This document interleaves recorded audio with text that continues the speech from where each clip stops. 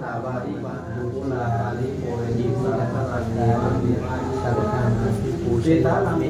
อะระหังสัมมาสัมพุทโธภะคะวาทังภะคะวันตังอภิวาเทยะตามานิโจติระโสยะสาจามาคาโตภะคะวตาธัมมารังวิทและนาสัพพุทธาระ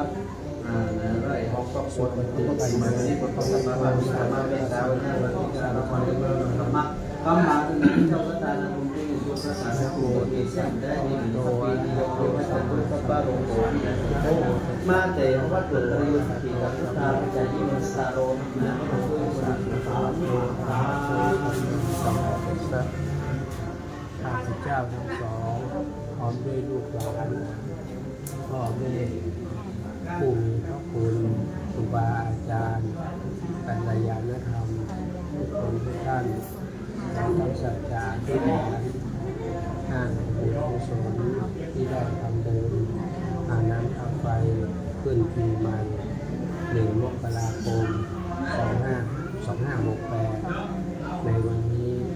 จงโดนบันดาลให้ลูกทั้งสองพร้อมด้วยครอบครัวครูบาอาจารย์บิดามารดาญาติพี่น้องและกัลยาณธรรมทุกคน